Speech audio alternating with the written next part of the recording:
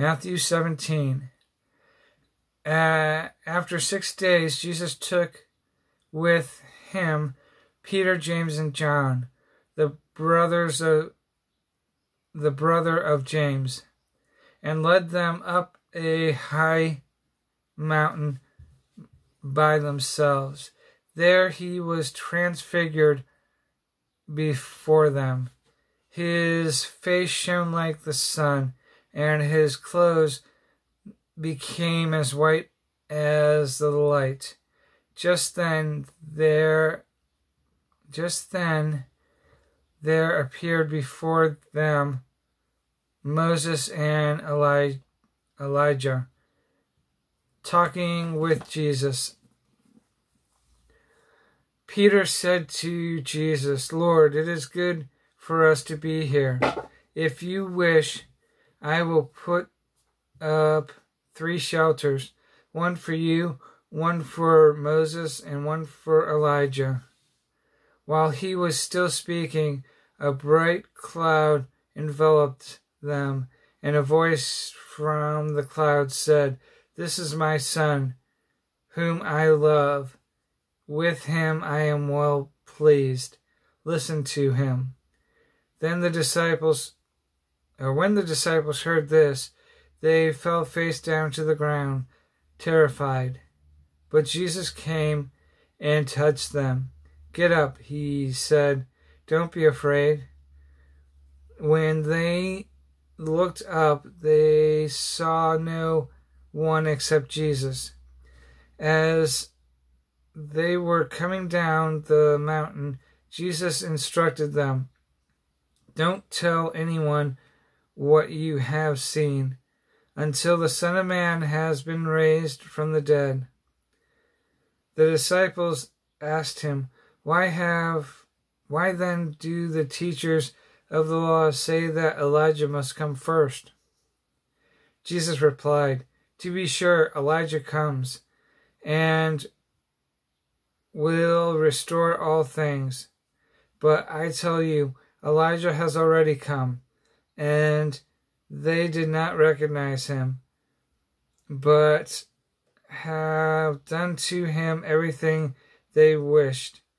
In the same way, the Son of Man is going to suffer at their hands."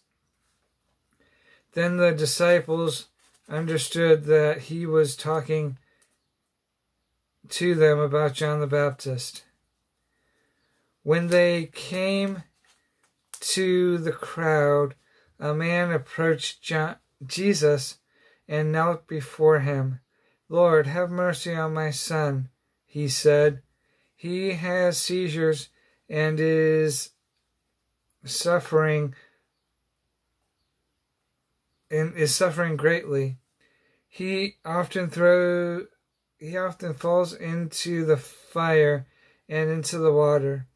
I brought him to your disciples, but they could not heal him." "O unbelieving and perverse generation," Jesus replied, "how long shall I stay with you? How long shall I put up with you? Bring the boy here to me." Jesus rebuked the demon, and it came out of the boy, and he was healed from that moment. Then the disciples came to Jesus in private and asked, "Why couldn't we drive it out?" He replied, "Because you have so little faith.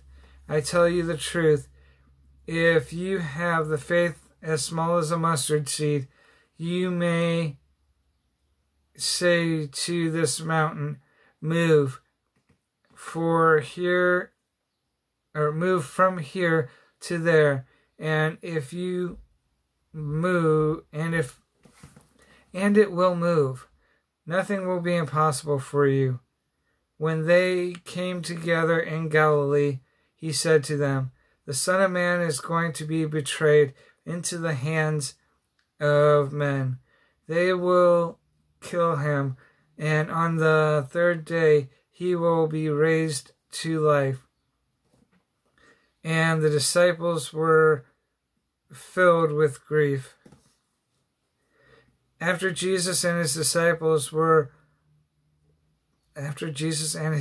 disciples arrived at Capernaum, the collectors of the 2 drachma tax came to Peter and asked, "Doesn't your teacher pay the temple tax?"